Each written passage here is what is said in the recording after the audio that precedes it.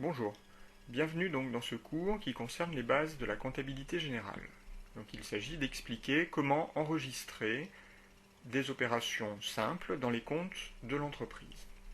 Pour pouvoir le faire, nous allons commencer par passer en revue les différents types de flux concernés par les opérations réalisées par une entreprise. Donc nous allons partir d'un flux quelconque, ici en haut de l'écran, et nous allons petit à petit détailler ce flux. Donc la première distinction que l'on peut rencontrer, c'est la distinction entre des flux internes et des flux externes. Un flux interne correspond à un mouvement de matières premières, de marchandises, de produits finis dans l'entreprise. Donc, par exemple, des marchandises qui vont passer des ateliers aux zones de stockage ou des stocks sur les rayons du magasin. Ces flux ne vont pas donner lieu à un enregistrement en comptabilité, sauf s'il s'agit de flux monétaires internes.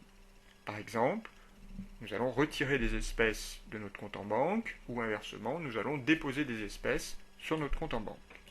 Hormis ces exemples, nous ne tiendrons pas compte des flux internes dans ce cours. Donc pour l'instant, je les laisse de côté.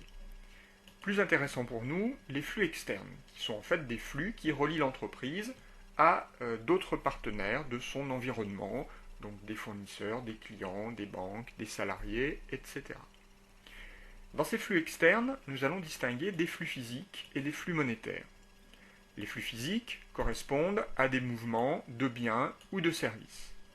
Les flux monétaires vont correspondre, bien évidemment, à des mouvements d'argent réalisés soit au comptant, soit différés, c'est-à-dire à crédit. Commençons par analyser d'un peu plus près les flux physiques.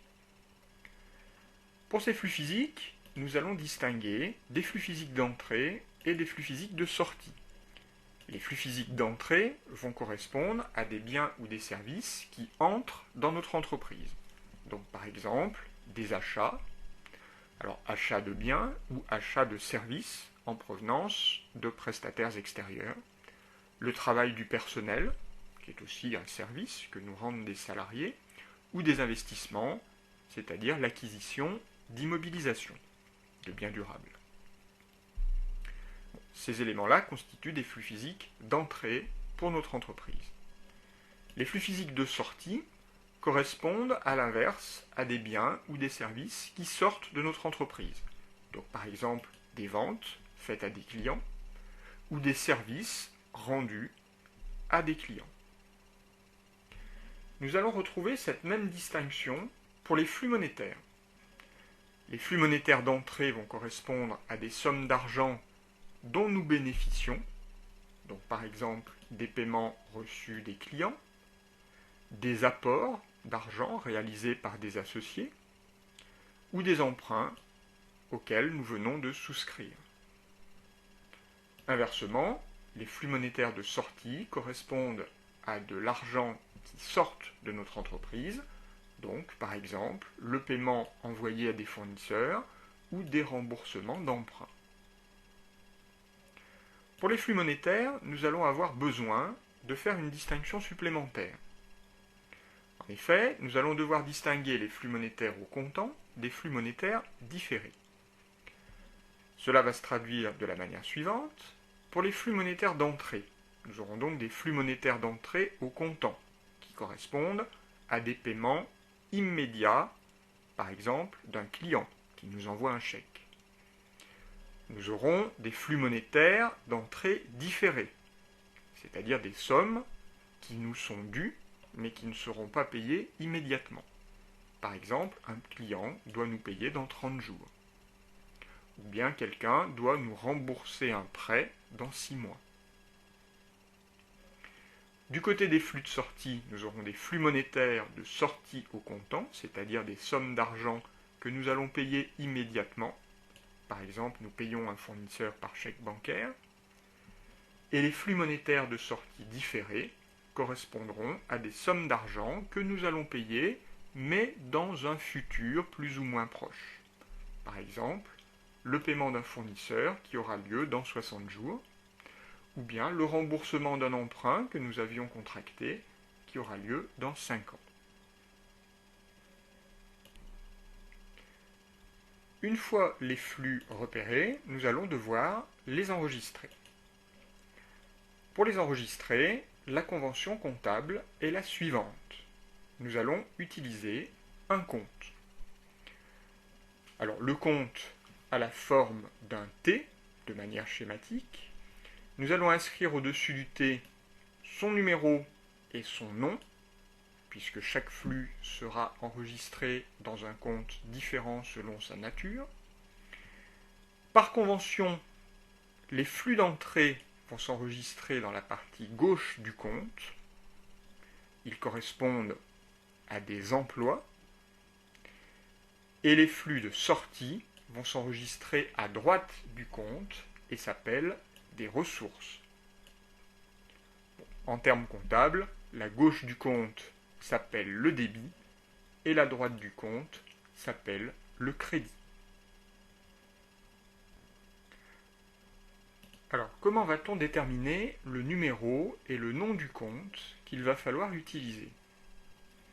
Eh bien, pour cela, il existe une correspondance entre les flux que nous aurons repérés et les comptes du plan comptable général.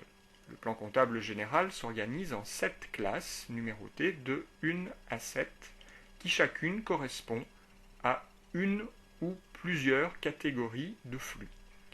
Par exemple, si nous avons dans nos opérations comptables un flux monétaire d'entrée comptant, eh bien nous trouverons le compte correspondant dans le plan comptable, dans la classe numéro 5. Pour bien comprendre comment utiliser le plan comptable et enregistrer nos flux, eh bien, nous allons prendre quelques exemples.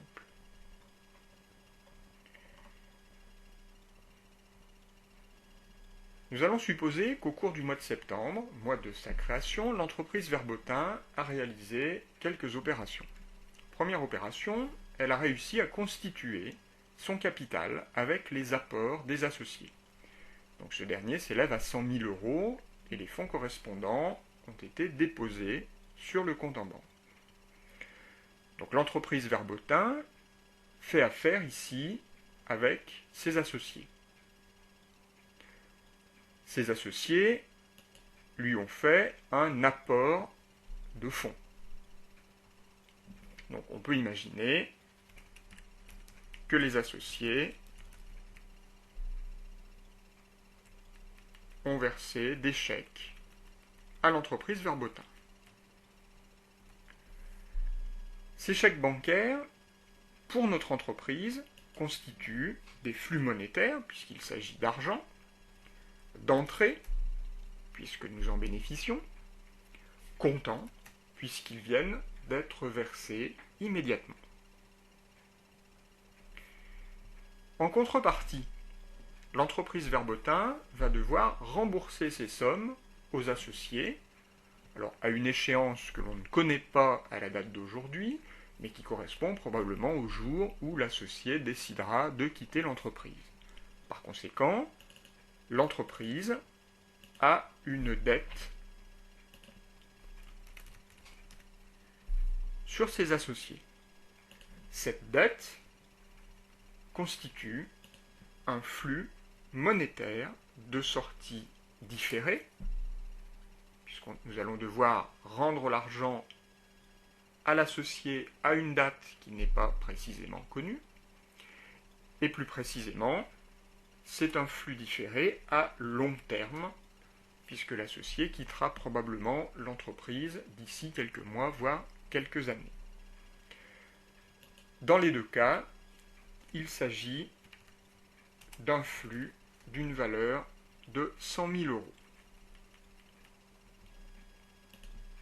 je vais le noter pour que mon schéma soit tout à fait complet. Donc je me retrouve avec deux flux. Ces deux flux, en comptabilité, vont se traduire par l'utilisation de deux comptes. Mon flux d'entrée, que j'ai noté ici E comme emploi, est un flux monétaire d'entrée comptant. D'après ma typologie, les flux monétaires d'entrée comptant s'enregistrent dans des comptes de classe 5. Donc je vais chercher dans mon plan comptable quel est le compte de classe 5 qui pourrait enregistrer un chèque bancaire.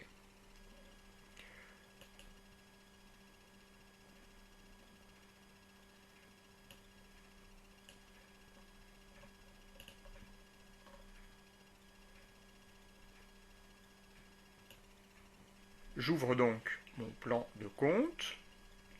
Alors j'ai ici simplement quelques comptes, disons, courants, hein, mais la totalité des comptes du plan comptable se trouve dans le plan de compte.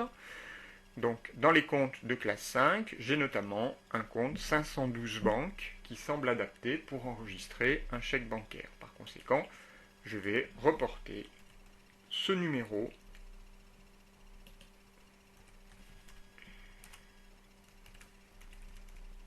et le nom sur mon premier compte. Mon chèque bancaire est un emploi, donc un flux d'entrée. Par conséquent, je vais enregistrer la somme 100 000 € au débit du compte, donc à gauche. Pour le deuxième flux, qui est un flux monétaire de sortie différée long terme. D'après ma correspondance, les flux monétaires de sortie différée long terme s'enregistrent en classe 1. Donc je vais aller rechercher dans mon plan comptable, en classe 1, un compte qui pourrait enregistrer une dette sur les associés. En l'occurrence, une dette sur les associés, c'est ce que l'on appelle le capital social, donc c'est le compte 101. Donc je reporte le numéro de ce compte, capital. Comme il s'agit d'un flux de sortie, une ressource, d'après ma convention, je dois enregistrer les 100 000 € à droite du compte, c'est-à-dire au crédit. Voilà ma première écriture enregistrée en comptabilité. Alors, nous vérifierons pour chacune des opérations que les montants enregistrés au débit des comptes sont égaux aux montants enregistrés au crédit, puisque l'entreprise ne donne rien à ses partenaires sans recevoir quelque chose d'équivalent en contrepartie. C'est ce que l'on appelle le principe de la partie double. Prenons un deuxième exemple. Nous allons imaginer que l'entreprise reçoit l'accord pour l'emprunt qu'elle avait sollicité auprès de sa banque. Son montant de 50 000 € est porté sur le compte en banque de l'entreprise. Quel est le flux d'entrée? Eh bien, c'est probablement un virement bancaire qui est réalisé sur le compte de l'entreprise. Ce virement bancaire a une valeur de 50 000 €.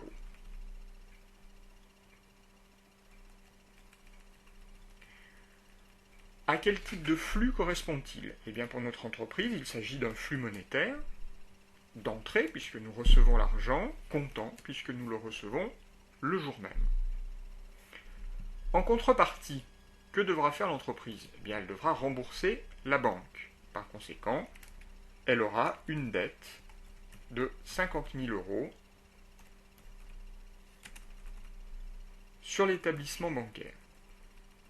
Cette dette correspond, pour notre entreprise, à un flux monétaire de sortie différé, puisque nous rembourserons plus tard, à long terme, puisqu'un emprunt est généralement remboursé sur plusieurs années.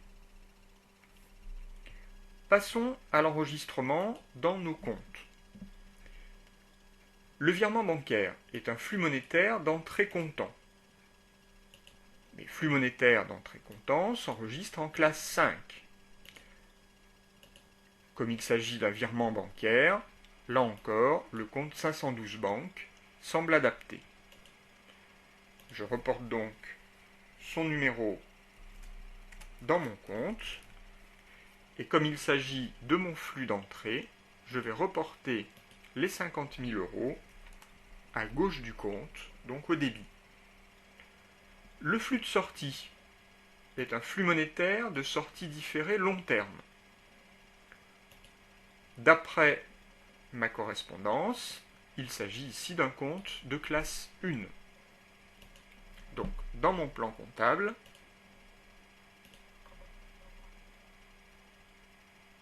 je vais utiliser le compte 16 emprunt qui semble adapté. Je reporte son numéro et son nom. Comme il s'agit d'un flux de sortie pour notre entreprise, la convention d'enregistrement m'oblige à enregistrer le montant au crédit de ce compte, donc à droite. Alors le moyen mnémotechnique est simple.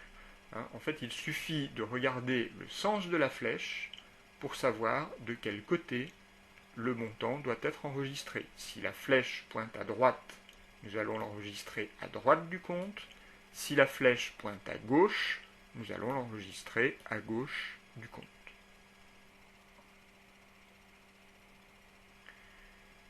Prenons un troisième exemple. Nous allons imaginer que notre entreprise fait l'acquisition de véhicules pour ses livraisons.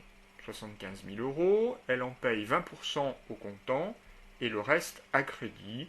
Nous allons imaginer que le paiement au comptant se fait par chèque bancaire, ce qui est le plus probable. Le partenaire avec lequel notre entreprise fait affaire est un fournisseur d'immobilisation. Une immobilisation est tout simplement un bien durable dont l'entreprise est propriétaire ou va devenir ici propriétaire. Donc, de ce fournisseur à notre entreprise, eh bien, nous avons des véhicules qui correspondent à une valeur de 75 000 € et il s'agit pour notre entreprise d'un flux physique, puisque ce sont des biens, d'entrée, puisque nous les achetons, et je vais préciser des flux physiques d'entrée long terme, car ce sont des biens durables.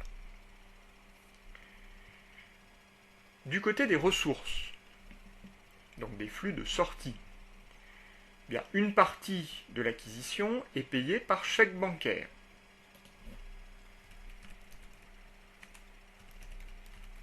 Elle correspond à 20% du total, donc 20% de 75 000, cela me fait 15 000.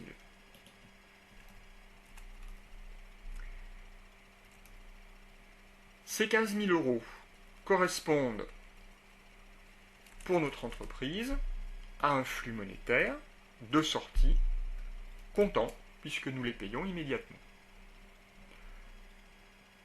Les 60 000 € restants seront payés plus tard. Ils constituent donc pour notre entreprise une dette sur le fournisseur, donc une dette de 60 000 €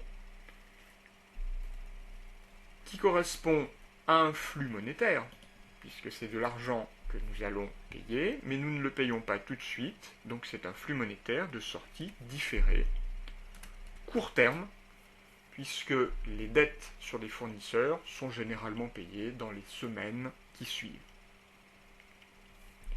Nous avons donc trois flux différents, ce qui va se traduire dans notre comptabilité par l'utilisation de trois comptes. Commençons par le flux d'entrée. Donc le véhicule est un flux physique d'entrée long terme.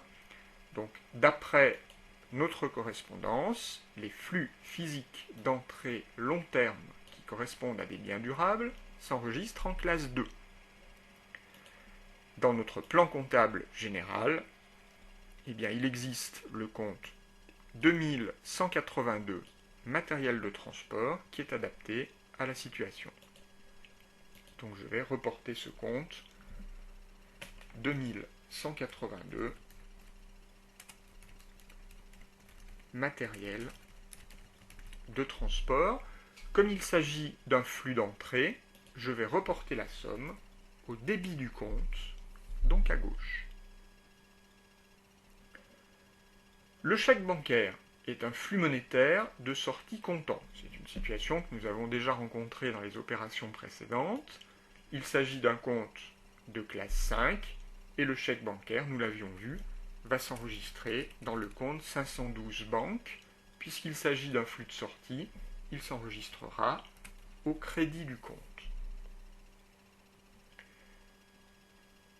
La dette est un flux monétaire de sortie différée court terme qui va s'enregistrer ici en classe 4. Dans mon plan comptable, il existe un compte 404, fournisseur d'immobilisation, qui va nous permettre d'enregistrer cette dette. Donc je reporte son numéro.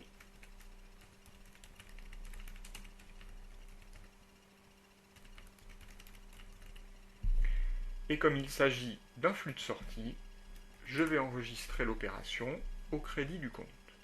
Je respecte bien le principe de la partie double, puisque j'ai enregistré 75 000 au débit d'un compte et 75 000 au crédit des deux autres comptes. Donc l'équilibre est bien respecté. Opération suivante. Donc elle achète à crédit pour 15 000 € de marchandises. Donc l'entreprise fait affaire avec un fournisseur. En emploi, donc en flux d'entrée, il s'agit pour notre entreprise d'un achat de marchandises. Donc pour 15 000 €. Donc cet achat de marchandises constitue pour nous un flux physique d'entrée court terme, puisque les marchandises, par définition, sont des biens qu'achète l'entreprise pour les revendre en l'état. Donc elle ne les conservera pas durablement. L'achat est fait à crédit, par conséquent, en ressources, notre entreprise a une dette sur son fournisseur pour une valeur de 15 000 €. Donc cette dette constitue un flux monétaire de sortie différée, court terme, puisqu'il s'agit d'une dette sur un fournisseur qui sera probablement payé au cours des jours ou des semaines qui suivront. Notre achat de marchandises, flux physique d'entrée court terme. Bien, il s'agit d'un compte de classe 6. Donc dans notre plan comptable, très facilement, nous allons trouver le compte 607, achat de marchandises.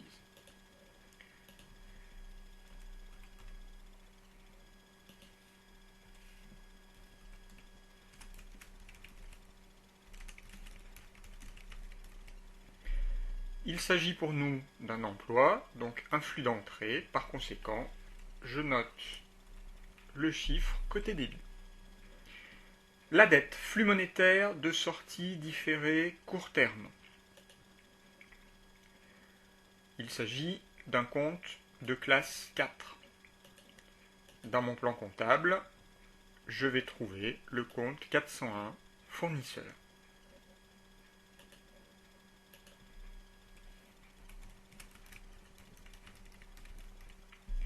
Je place le montant au crédit, puisqu'il s'agit d'un flux de sortie. Alors c'est bien 401 et non pas 404. 404 étant réservé, nous l'avons vu précédemment, pour les fournisseurs d'immobilisation.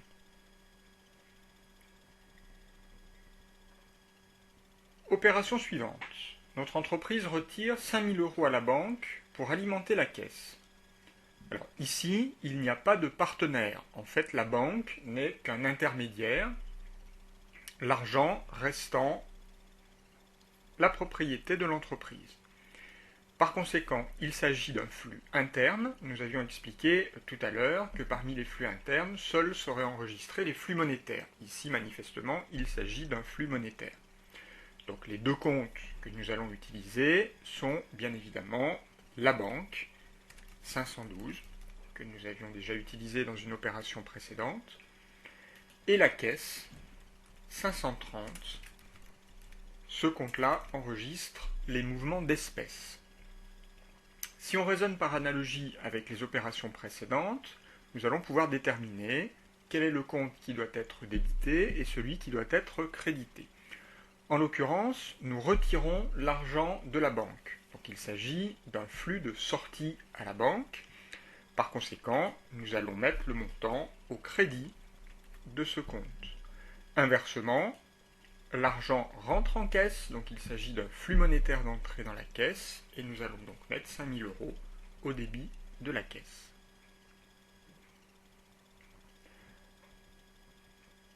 Opération suivante, notre entreprise perçoit un chèque bancaire de 4 000 € au titre d'un loyer pour un immeuble dont elle est propriétaire. Donc le partenaire ici est le locataire. Que fait le locataire? Eh bien, il va verser un chèque bancaire au profit de notre entreprise. Donc pour une valeur de 4 000 €. Ce chèque bancaire constitue pour notre entreprise un flux monétaire d'entrée comptant puisque le paiement a lieu immédiatement. Et en contrepartie, donc notre entreprise va fournir un service au locataire. En l'occurrence, il s'agit de la possibilité d'occuper donc un immeuble dont elle est propriétaire. Donc ce service pour notre entreprise est un flux physique de sortie.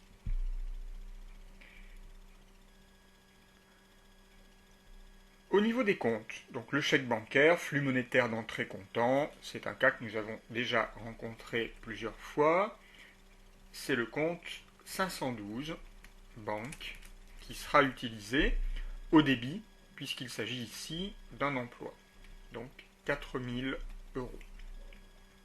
Le flux physique de sortie. Eh bien, d'après notre correspondance des flux, les flux physiques de sortie s'enregistrent dans des comptes de classe 7. Le plan comptable nous donne le compte 7083, locations diverses.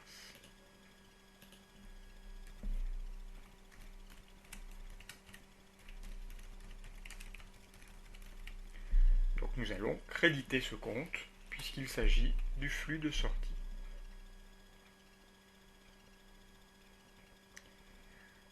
Ensuite, nous allons imaginer que l'entreprise règle par chèque bancaire un fournisseur. Donc le chèque bancaire va de notre entreprise à son fournisseur, donc 15 000 € qui constitue donc ici une ressource pour notre entreprise. Donc il s'agit d'un flux monétaire de sortie comptant puisqu'on est en train d'effectuer le règlement. En contrepartie, l'achat a déjà eu lieu, donc nous n'allons pas réenregistrer le flux physique d'entrée. En fait, cette opération de règlement fait suite à une opération que nous avions enregistrée précédemment, qui était l'opération numéro D, où elle achetait donc à crédit 15 000 € de marchandises. Nous avions alors constaté une dette sur le fournisseur au crédit du compte 401. C'est donc ce compte que nous allons réutiliser pour constater la disparition de cette dette. Donc ici, je vais simplement noter extinction de la dette de 15 000 €. Je ne vais pas noter le flux, puisque la règle que je vais appliquer, c'est la suivante. Une dette apparaît et disparaît dans le même compte. Par conséquent, je vais réutiliser le compte 401 fournisseur. Cette fois-ci, l'extinction de ma dette constitue un emploi. Je vais donc mettre 15 000 € côté débit. Pour l'autre flux, je raisonne comme je l'ai toujours fait. Flux monétaire de sortie comptant, il s'agit d'un compte de classe 5. Nous savons désormais qu'il s'agit du compte 512 banque. Et je place 15 000 € au crédit.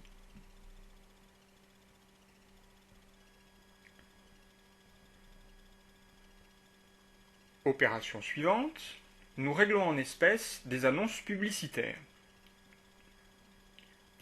En ressources, eh bien, nous avons des espèces qui circulent de notre entreprise jusqu'à son fournisseur.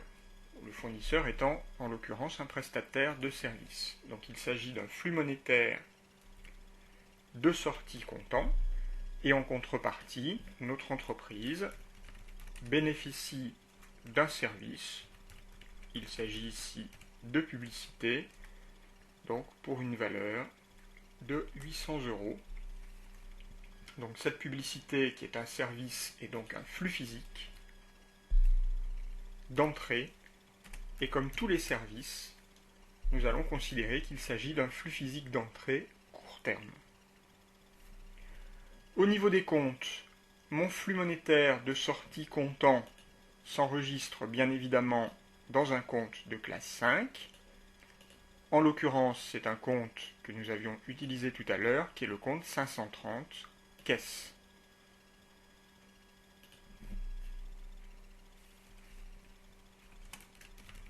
Donc je place les 800 € au crédit, puisque c'est une sortie. Le service flux physique d'entrée court terme va s'enregistrer dans un compte de classe 6.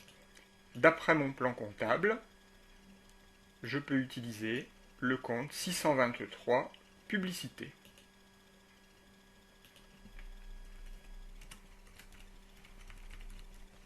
Et ce sera donc, bien évidemment, au débit, puisque c'est mon flux d'entrée.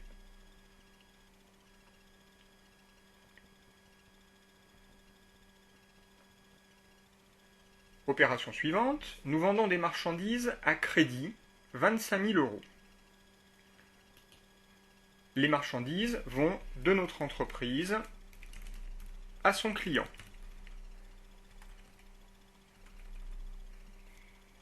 Il s'agit en l'occurrence pour nous d'un flux physique de sortie. En contrepartie, le client nous doit de l'argent, par conséquent, nous avons une créance de 25 000 € sur ce client, et cette créance, pour nous, représente un flux monétaire d'entrée différé, court terme, puisqu'il est probable que le client nous paye dans les jours ou dans les semaines qui suivront. Le flux physique de sortie est un flux qui va s'enregistrer dans un compte de classe 7. En l'occurrence, dans le plan comptable, les ventes de marchandises s'enregistrent dans le compte 707.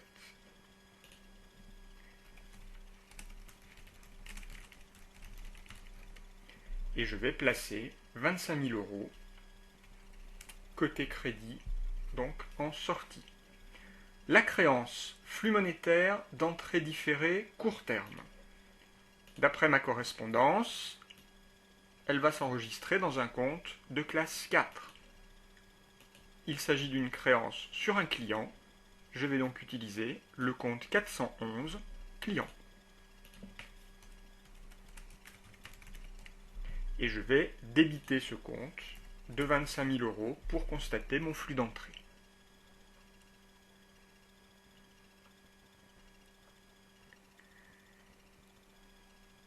Dernière opération, nous réglons par chèque le salaire des employés. Donc cette fois-ci, nos partenaires sont les salariés qui vont nous fournir un travail. Ce travail va constituer pour nous un emploi. Donc nous bénéficions en fait d'un service qui nous est fourni par nos employés. Ce service constitue pour nous un flux physique d'entrée, court terme comme tous les services, et en contrepartie, nous allons verser des chèques bancaires à nos salariés, donc pour une valeur de 45 000 €. Ces chèques bancaires constituent un flux monétaire de sortie comptant. Ce flux monétaire de sortie comptant s'enregistre dans un compte de classe 5. Ce sont des chèques bancaires, donc il s'agit du compte 512, banque, 45 000 € au crédit. L'autre flux est un flux physique d'entrée court terme qui va s'enregistrer en classe 6, comme tous les services. Et dans mon plan comptable, eh bien, je vais trouver un compte 641, charge de personnel, que je vais pouvoir utiliser. Et je vais donc, bien évidemment, débiter ce compte puisqu'il s'agit d'un flux d'entrée. Donc la méthodologie est toujours la même. Il s'agit de faire l'analyse de l'opération en termes de flux. Lorsque l'on connaît le flux, déterminer quelle est la classe de compte concernée, et à partir du moment où la classe est connue, trouver dans le plan comptable le numéro du compte qui convient. Quand on a le numéro du compte, on le reporte et on place le montant soit au débit, soit au crédit, selon qu'il s'agit d'un flux d'entrée ou un flux de sortie.